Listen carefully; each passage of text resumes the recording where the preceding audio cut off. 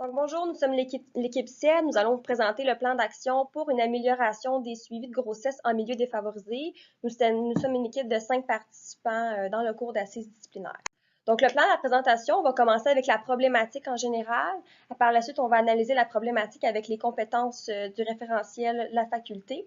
Nous allons vous présenter le cadre de référence qui soutient nos interventions et la problématique et nous allons finir avec les interventions. Donc, la problématique s'explique comme suit. Donc, encore aujourd'hui, il y a un trop grand nombre d'enfants qui naissent et grandissent au sein de familles vulnérables. De là ressort l'importance d'une bonne prise en charge de la part de divers professionnels de la santé. Donc, quand je parle de contexte de vulnérabilité, je vais parler des jeunes âges des parents, de la monoparentalité, de la sous-scolarisation, de la pauvreté socio-économique, qui sont des contextes qui placent les familles en situation de vulnérabilité et qui exposent les enfants à des maladies et à des problèmes de santé. Donc, aussi, par plusieurs auteurs, il a été rapporté que les enfants qui naissent dans des familles d'origine autochtone sont plus à risque de présenter une prématurité et un faible poids à la naissance. Une des raisons qui pourrait expliquer cette situation, ce serait que les femmes d'origine autochtone sont moins portées à obtenir un suivi médical durant le premier trimestre, contrairement aux autres femmes. Également, il y a d'autres auteurs qui mentionnent que les femmes autochtones présentent plusieurs facteurs de risque tels que la consommation d'alcool, le tabagisme, l'obésité et le diabète. Donc, afin de pallier à cette problématique que nous, on a soulevée, un suivi précoce et régulier serait une solution prônée afin de prévenir plusieurs complications liées à la grossesse et plus particulièrement chez les femmes autochtones. Donc, en raison d'une forte présence de réserves autochtones sur le territoire du Centre intégré de santé et des services sociaux de la Montérégie-Ouest, c'est le milieu qu'on a ciblé aujourd'hui pour élaborer le plan d'action. Comme dit tout à l'heure, un suivi précoce et régulier serait une solution prônée afin de prévenir plusieurs complications liées à la grossesse, plus particulièrement chez notre clientèle ciblée qui est les femmes autochtones. Donc, notre plan d'action va s'intégrer dans un service qui est déjà offert aux familles. Depuis 2003, en fait, tous les centres de santé des services sociaux du Québec offrent des services intégrés en périnatalité et pour la petite enfance, appelé le programme CIP, qui est offert aux familles vivant en contexte de vulnérabilité. Donc, en ayant accès à ces services, les familles seront accompagnées tout le long de la période prénatale et ça jusqu'à l'intégration scolaire de l'enfant. Donc, dans ce service, les infirmières, en collaboration avec d'autres membres de l'équipe interdisciplinaire, travaillent dans la promotion de la santé et le bien-être des enfants et des parents et dans la prévention des maladies. Donc, aujourd'hui, en bénéficiant des connaissances et des compétences de divers domaines de pratique infirmière avancée, tels que l'expertise conseil, l'infirmière praticienne spécialisée et l'infirmière qui est spécialisée vers la gestion des services infirmiers. Donc, il va être question, dans ce présent travail, d'optimiser les services CIP en offrant diverses interventions qui vont mobiliser les savoirs de tous. Analysons maintenant la problématique selon chaque point de vue. Alors maintenant, on va vous parler de la contribution des compétences de l'infirmière praticienne spécialisée à l'analyse de notre problématique.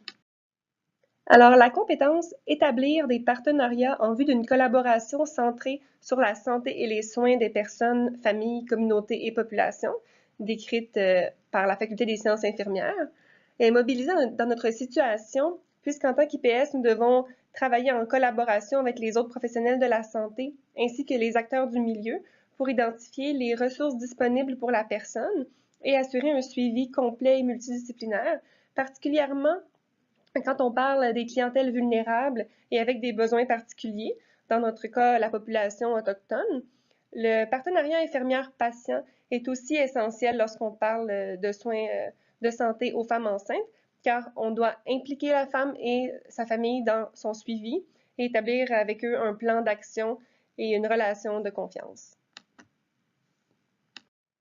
De plus, la compétence exercer une pratique infirmière contribuant à la santé des personnes, familles, communautés et populations est mobilisée par l'IPS dans notre situation. Cette compétence comprend l'analyse des situations de santé et des besoins des personnes dans le but d'intervenir, entre autres par la mise en œuvre d'interventions basées sur les meilleures pratiques, dans la présente situation des interventions auprès des personnes vulnérables particulièrement. De plus, la pratique de l'IPS englobe autant les activités cliniques en milieu de soins que les interventions en communauté, telles que mentionnées par la FSI. Aussi, dans l'intervention de l'IPS, par son accompagnement de la femme et de sa famille, elle favorise le pouvoir d'agir et donc l'empowerment de ceux-ci. De plus, la compétence promouvoir un environnement dans lequel les professionnels sont sensibles aux problématiques éthiques avec les personnes, familles, communautés, populations et autres professionnels est mobilisée par l'IPS dans le cadre d'un suivi de grossesse en contexte de vulnérabilité. L'IPS doit tenir compte des enjeux éthiques possibles auprès de cette clientèle, particulièrement au niveau culturel lorsqu'on parle des femmes autochtones. L'IPS doit également tenir compte dans sa pratique de la littératie en santé, puisqu'un suivi de grossesse implique beaucoup de transmission d'informations et le contexte de vulnérabilité est souvent associé avec un faible niveau de littératie. Donc, pour la gestion des services infirmiers, il va être question de mobiliser deux compétences qui sont centrales. Donc, tout d'abord, en ayant une perspective de gestion des services infirmiers, la compétence du leadership infirmier est centrale dans l'optimisation du programme CIP. Cette compétence venant directement du référentiel de la Faculté des sciences infirmières se caractérise principalement par un engagement de la part du gestionnaire dans la promotion de la pratique avancée et de la profession infirmière. Face à la complexité des besoins de santé que présentent les familles en contexte de vulnérabilité, plus spécifiquement les femmes autochtones, le gestionnaire doit faire preuve de leadership en s'investissant dans les questions sociales relatives à la santé et en divulguant les bonnes pratiques et les résultats probants à son équipe. Les infirmières ont un rôle clé à jouer auprès des familles vulnérables. Ainsi, il est du devoir du gestionnaire de mettre de l'avant la contribution des infirmières dans le programme. Pour finir, l'infirmière gestionnaire doit créer un environnement de travail stimulant où sont dispensés des soins sécuritaires et de qualité. Par ailleurs, en raison du contexte dans lequel vivent les familles bénéficiant des services CIP, une approche interdisciplinaire et une collaboration interprofessionnelle est indispensable. Par le fait même, la compétence établir des partenariats en vue d'une collaboration centrée sur la santé et les soins des personnes, familles, communautés et populations est essentielle chez l'infirmière gestionnaire.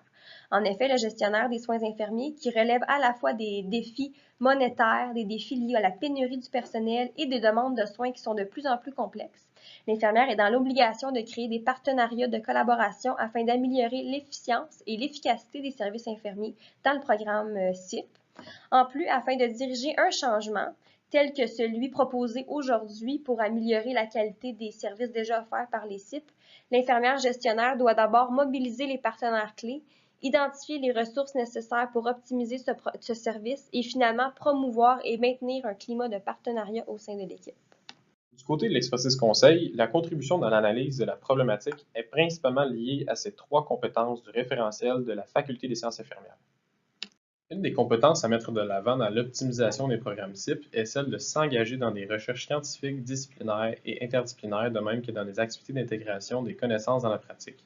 En effet, en mobilisant cette compétence, l'expert conseil pourra contribuer à développer de nouvelles pratiques en matière de suivi de grossesse en utilisant une démarche scientifique. Il contribuera aussi à déterminer les alliés nécessaires pour la mise en place de nouvelles interventions et pour l'évaluation de ces retombées. La pratique de l'expert conseil doit s'appuyer sur des résultats probants afin de s'assurer que les interventions proposées et mises en place sont issues des meilleures pratiques cliniques.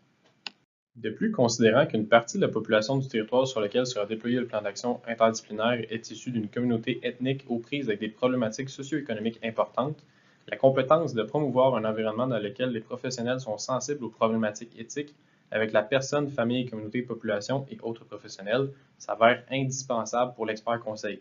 Dans ce contexte, il sert de modèle de pratique exemplaire. Savoir reconnaître les situations où des conflits éthiques peuvent se produire et tenir compte des contextes légaux, sociopolitiques et surtout culturels bénéficiera non seulement aux autres professionnels, mais aussi aux mères et leurs familles qui recevront des soins culturellement cohérents.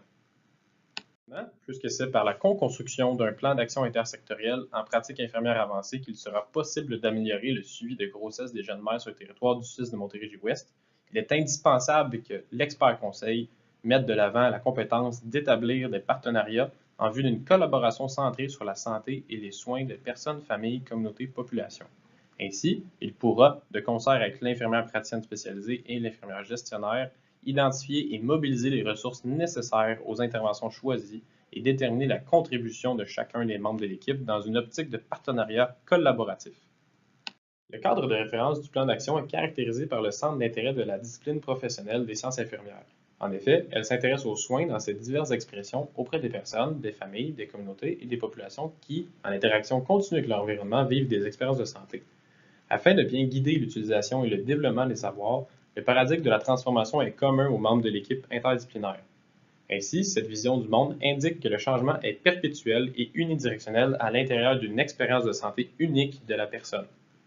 Il a été convenu d'utiliser la conception des soins infirmiers de Leninger, de l'école de pensée du caring, afin d'intégrer adéquatement les divergences culturelles de la population du CIS de la Montérégie-Ouest. Leninger et McFarlane indiquent que la culture est un ensemble de croyances et de valeurs partagées par un groupe d'individus qui composent la population visée par le plan d'action. Les travaux de Leninger s'intéressent à la différence entre le soin professionnel, qui vise le rétablissement et l'accompagnement, et le soin générique, dicté par la culture. Afin de prétendre prodiguer des soins culturellement cohérents, il faut que la différence entre ces deux types de soins soit la plus petite possible. Afin d'expliquer et de prédire le comportement des patients qui feront l'objet du plan d'action, la théorie de transition de Méliès sera centrale. En effet, elle complète l'approche de Leninger et McFarlane en ajoutant des bases théoriques rigoureuses pour définir la période de transition grandement influencée par la culture de chaque patiente. La théoricienne stipule que les périodes de transition de la vie sont variées et que la grossesse en fait partie. Toujours selon Méliès, le rôle des infirmières du programme CIP sera alors guidé par cette théorie afin de favoriser une transition réussie grâce au plan d'action. Donc, la première intervention afin d'améliorer le programme CIP pour la prévention, pour la prévention du tabagisme serait qui aurait pour but d'assurer un suivi personnalisé et complet afin d'aider les femmes enceintes à cesser leur consommation de tabac. Premièrement, il est important d'aborder le sujet du tabagisme de manière systématique à chacune des patientes rencontrées en début de grossesse. Il est important d'utiliser une question ouverte, donc sans jugement, puisque 13 à 26% des femmes enceintes vont mentir sur leur consommation de tabac afin d'éviter le jugement des professionnels de la santé. Donc, la question ouverte permet d'en connaître davantage sur les habitudes tabagiques afin d'améliorer le counseling propre à la patiente par la suite. De plus, il est important de focuser sur les effets néfastes du tabac sur la grossesse et de l'enfant, même si la consommation de tabac est très faible en quantité afin de motiver la cessation tabagique. Il est important de démontrer de l'empathie face à la difficulté que la mère éprouvera lors de son processus d'arrêt tabagique, puisque ne faut pas oublier que c'est un arrêt tabagique qui va être difficile. Il est important aussi d'attirer son attention sur les avantages de la cessation tabagique. Par exemple, après une journée sans tabac, le fœtus a une meilleure oxygénation. Ça diminue le risque d'accouchement prématuré. La femme va avoir plus d'argent pour s'occuper de son enfant et avoir un sentiment de bien-être face à sa bonne action pour son enfant. Pour les rôles d'administration et experts conseils, il est important d'identifier les besoins de formation du personnel soignant afin de mieux informer et mieux accompagner les femmes enceintes lors de la cessation tabagique. Il est important d'assurer un suivi tout le long de la grossesse. Donc, c'est important de ne pas en parler dans les premiers rendez-vous, mais vraiment tout le long du suivi de grossesse. Il ne faut pas se limiter à questionner et donner des conseils lors de la première rencontre, même si la mère ne veut cesser de fumer. Il faut déterminer un objectif qui est réalisable dans le temps, un temps qui est précis et revoir la patiente lorsque le délai est terminé afin de faire un retour puis de redonner un objectif réalisable dans le temps par la suite. Il est important d'assurer un support social face à la cessation tabagique, déterminer les gens dans l'entourage de la mère qui pourraient l'aider dans sa démarche afin d'assurer un meilleur support. Habituellement, c'est la famille, le conjoint, le personnel soignant qui vont vraiment pouvoir les aider et les soutenir. Le soutien et l'opinion de l'entourage de la femme enceinte est primordial lors d'une cessation tabagique. De plus, souvent, les expériences d'autres femmes enceintes ayant cessé le tabac sont dites importantes puisque l'appui des pairs est donc primordial, puis ça les aide aussi dans la cessation tabagique. Il faut aussi assurer un suivi pour les mères qui ne veulent pas cesser de fumer afin qu'elles puissent avoir le temps de penser à nos conseils et qu'elles continuent d'être informées tout le long et de faire un entretien motivationnel pour les aider à prendre une décision libre et éclairée par la suite. La deuxième intervention dans le cadre de notre plan d'action, ça va être l'arrimage des services en suivi de grossesse dans la communauté pour favoriser la participation des mères autochtones. Donc, pour ce faire, il y a une intervention qui existe, qui a été testée dans le Michigan, en fait, auprès d'une communauté autochtone intertribale, qui est dans le fond le Healthy Start, qui est dans le fond un programme un peu similaire au programme CIP de visite à domicile d'un professionnel de la santé, mais en plus, on intègre un intervenant communautaire d'origine autochtone. Donc, dans ce type d'intervention-là, on a 5 axes de services principaux. Le premier, c'est le recrutement de la clientèle, donc aller chercher les mères dans la communauté. La gestion de cas qui va être faite par l'infirmière ou le professionnel de la santé concerné. L'éducation à la santé, le dépistage et la référence des cas de dépression chez les futures mamans et la continuité des soins intersectoriels. Donc, ce qui est pertinent avec cette intervention-là, c'est que ça réfère les mères aux services appropriés au sein de leur communauté et ça a permis, dans le fond, une diminution significative des bébés de faible poids à la naissance ou prématurés, et ce depuis 1991, qui est l'année à laquelle l'intervention a été implantée. Donc, dans le fond, ce programme-là s'attaque vraiment aux disparités raciales dans la mortalité infantile en dirigeant les interventions vraiment vers une population spécifique, vers une communauté spécifique. Puis dans le fond, il y a des auteurs qui ont montré en 2016 que pour qu'il y ait un succès en promotion de la santé chez les communautés autochtones, il y a dans le fond, deux éléments importants à intégrer absolument. Premièrement, d'impliquer la communauté dans nos interventions de santé et aussi de créer un sentiment de ownership, donc donner le sentiment à la communauté que l'intervention leur appartient, qu'elle leur est propre. Puis dans le fond, lorsque la communauté est impliquée dans les interventions, ce qu'on observe, c'est une augmentation de l'accès et de l'utilisation aux soins pré- et postnataux chez les mères d'origine autochtone, une augmentation de l'allaitement et une diminution de l'usage des substances illicites, ce qui permet au final un meilleur développement de l'enfant. Donc, voici les références utilisées dans notre recension des écrits pour appuyer notre plan d'action.